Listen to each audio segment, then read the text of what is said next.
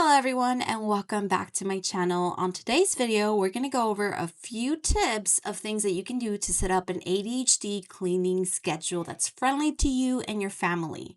So first things first, I just want to always recommend that you have some sort of caddy or bag or a roller cart that has all of the cleaners ready to go so that you're not having to go hunting them downstairs or upstairs or under the sink. Everything should always be readily accessible when you're cleaning.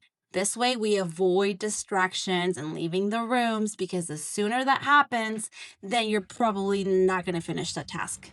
Next thing is that whenever you go into an area, just make sure you focus on one task at a time. I always recommend that you start picking things up from left to right and then you move on to cleaning.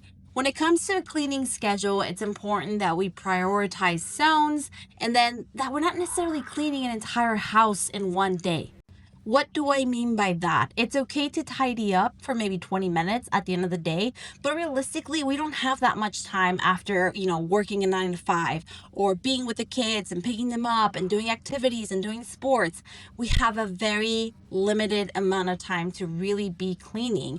And so you're going to divide your house into zones: bedrooms, bathrooms, kitchen, living area. And then you can include your car, your garage, but really leave those till the very end of the week so that we're prioritizing high traffic areas during the week instead. If you have a big family where your kids are old enough, and even if they're small, there's some tasks that they can do, but we can create a schedule where we write things down, we put it up in the fridge, and everybody's name is under a specific task. For example, you can have the kids take the trash out and put dishes away while you're taking care of the other task if it's kitchen day. If it is bathroom day, you can put them in charge of taking the trash out while you're taking care of the cleaning itself. If it is bedrooms day, they could be in charge of picking up things from the floor so that you can run the vacuum on there. There's so many things that you can add to it. In your schedule, as you can see here, I also include 1 to 2 loads of laundry. And this section is very important because we don't have the time to do full family laundry in one day, unless you do, and that is amazing. But more often than not, when you have ADHD, it's really hard to start and then finish 6 to 7 loads of laundry if you have a big family, or even more, really, if you have a baby, if you have, kids. We know there's so much laundry. So just make sure that you're doing 1 to 2 loads. And when you're doing your laundry, you really want to do it from start to finish. What do I mean by that? Well, you're going to make sure that you put it into the washer, the dryer, and then it gets put away. Otherwise, it's going to go in a basket that's going to land on that one chair or that one table in the room, and it's going to stay there for the rest of the week. And we're really trying to avoid creating messes when we're supposed to be creating more organized systems. Whenever I meet somebody who has ADHD, the first thing they tell me is, I just can't follow a routine. And you know what? Neither could I. There's just certain things that I cannot 100% come through on, and that's okay. It is a work in progress. But when it comes to the household, it's imperative that we try and we keep going and we do trial and error until we find a thing that works. And oftentimes, unfortunately, people are comparing their schedules to a Pinterest schedule or a mom on, YouTube, or a mom on Instagram that maybe has all of these additional things, or maybe they're not dealing with ADHD. Maybe they're type A cleaners. These individuals are incredibly honed in into what they're doing, and that is just unfortunately something that us individuals with ADHD can't always have. Now, if you are like me, you have hyperfocuses, which a lot of us do. I tend to hyperfocus on things that I clean, and I can be incredibly thorough with it, a little too thorough. But that's not the case for everybody. So I always recommend that when you're sitting down to create your schedule, you're going to focus on 1 to 3 tasks. We don't have to go into details. We don't have to make it like super, down to the last minute thing of doing.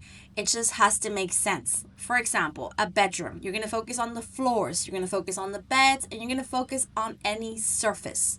Boom, done. 3 tasks, and that's it. If you're going into the bathrooms, you're going to focus on the toilet, the showers, the floors, the counters. That is 4 tasks. And you're going to do this because now you're not thinking it's 20 steps. It is quite literally 4 things that you're tackling. And you can carry that schedule around and cross things off if it gives you a little boost of adrenaline that you've now achieved these things.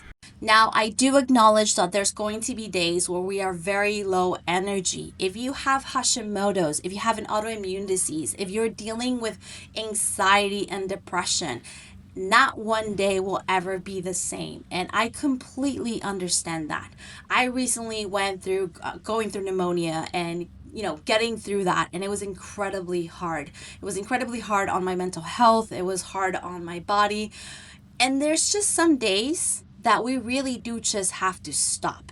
There's nothing more important than your health, even if you have children, okay? Once you get a little bit of energy back, it's okay to do a few things for 5 or 10 minutes. You do not have to be working all day and then come home and work all night. That is not how we're going to build good habits. Often than not, if you have ADHD and you're doing things that are overly stressful and they're just not fun, I promise you 1,000% you're not going to come back to do it again. It is discouraging. It is really hard to execute, and the likelihood of you sticking to that routine is little to none. What I'm trying to teach you here, though, is that if we do very small baby steps and we tackle 1 week in this schedule and everything seemed to work, then we're going to keep doing it because now it's easy, it's achievable, it's doable. We are able to do these things. And let's say only half of it worked. Well, next week, you're going to sit down and you're going to tweak those parts that needed a little bit tweaking. It's okay to not have the same week throughout the entire month, throughout the entire year. We are moms, we are housewives, we are workers, we are so many hats, truly. And it's important to understand that it's okay to try again and again and again.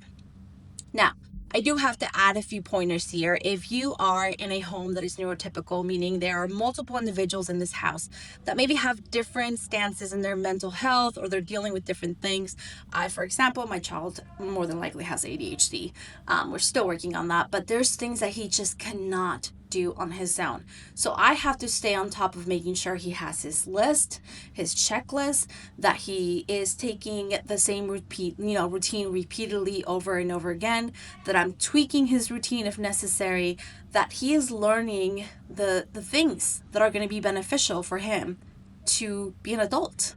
And it's hard. It's hard to be the mom with ADHD or depression and anxiety, and then have someone else in the family also deal with something like that.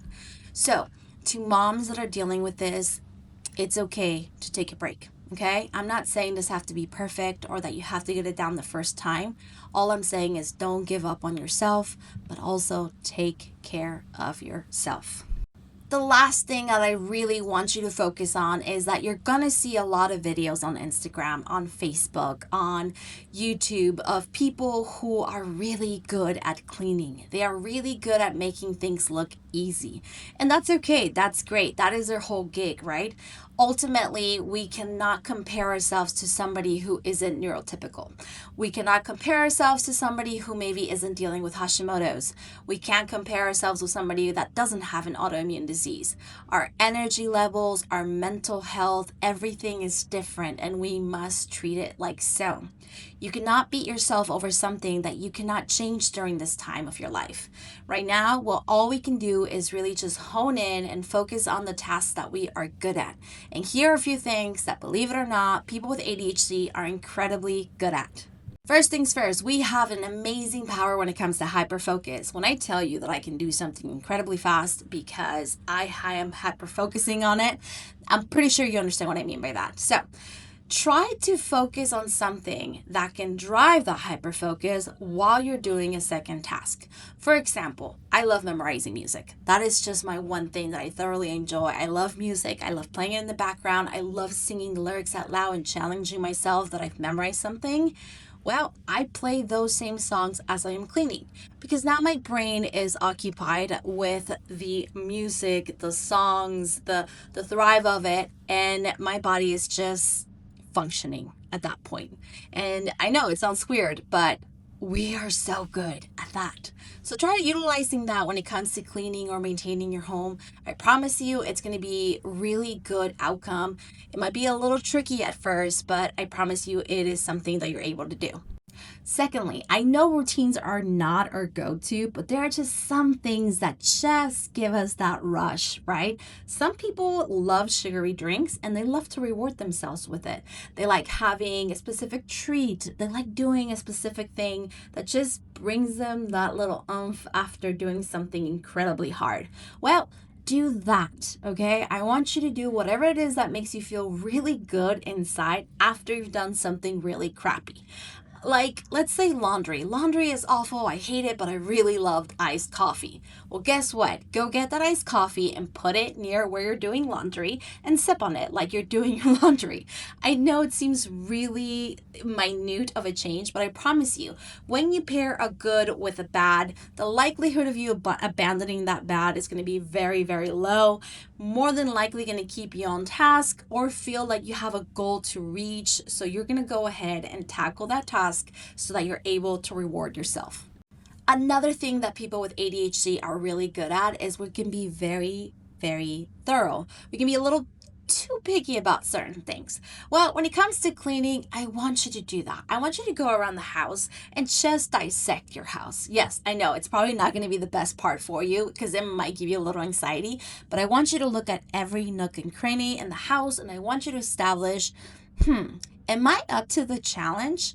Now, if you're dealing with anxiety, skip this whole step. This is not for you. This is not something you want to go through. And if you're dealing with depression, absolutely do not partake in this because I understand that if I add more to the stress, it's only going to make things worse. This is only if you're not dealing with those two.